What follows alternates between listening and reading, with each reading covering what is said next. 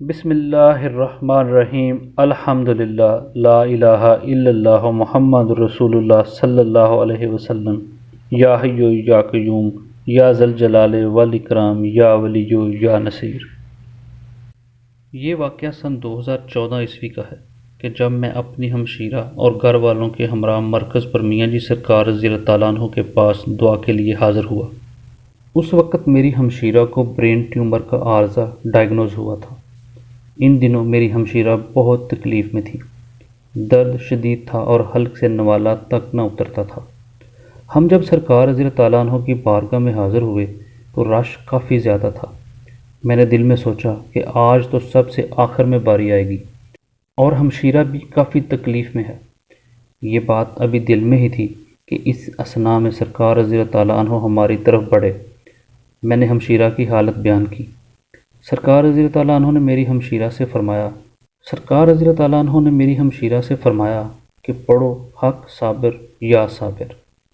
سرکار رضی اللہ تعالیٰ عنہ نے ان کے نہ پڑھنے پر یہی الفاظ دہرائے کہ پڑھو حق صابر یا صابر۔ بہن پھر خاموش رہی۔ تیسری بار ذکر پڑھانے سے پہلے سرکار رضی اللہ تعالیٰ عنہ نے فرمایا، چپ ہو جاؤ، میں جس سے مخاطب ہوں اسے ذکر پڑھنے دو۔ میں آج تک حیران ہوں آپ رضی اللہ تعالیٰ عنہ کس سے مخاطب ہوئے تھے۔ اب معجزانہ طور پر میری ہمشیرہ کی زبان پر ذکر جاری ہو گیا، حق صابر یا صابر۔ ہم خاندان والے ورطۂ حیرت میں تھے کہ اس کے حلق سے تو پانی کا گھونٹ تک اترنا مشکل تھا، ذکر کیسے جاری ہو گیا۔ پھر سرکار رضی اللہ تعالیٰ عنہ نے داتا صاحب سرکار رضی اللہ تعالیٰ عنہ کے دربار سے آئی ہوئی چادر منگوا کر میری ہمشیرہ کے سر پر رکھی اور مجھ سے فرمانے لگے، یہ بہتر ہو جائے گی۔ گھر جا کر میں نے سوچا کہ اگر سرکار رضی اللہ تعالیٰ عنہ کی دعا سے میری ہمشیرہ بہتر ہو سکتی ہے تو مکمل طور پر ٹھیک کیوں نہیں ہو سکتی۔ ایک ہفتے کے بعد میں اپنی ہمشیرہ، جو کہ اب پہلے سے بہت بہتر تھی، کو لے کر سرکار رضی اللہ تعالیٰ عنہ کے پاس حاضر ہوا اور سرکار رضی اللہ تعالیٰ عنہ سے اس کی صحت یابی کی دعا کرنے کی عرض کی۔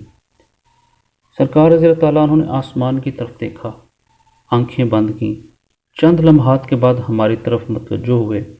پہلے تو آپ رضی اللہ تعالیٰ عنہ مسکرائے، پھر آپ رضی اللہ تعالیٰ عنہ کے چہرے پر پریشانی ظاہر ہوئی اور مجھے مخاطب کرتے ہوئے فرمایا، یہ زندگی اللہ کی امانت ہے، اسے اسی کے حوالے کر دو، اور ہمیں رخصت کر دیا۔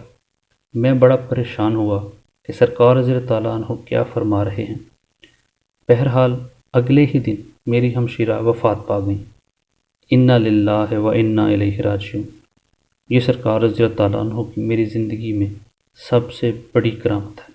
یہ واقعہ میرے والد محمد الطاف کا ہے اور اہل طریقت کے لیے خاص اہمیت کا حامل ہے۔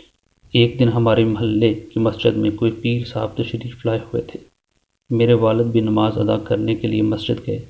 ان کے مریدین مسجد میں اعلان کر رہے تھے کہ جس نے بیعت کرنی ہے وہ آگے آ جائے۔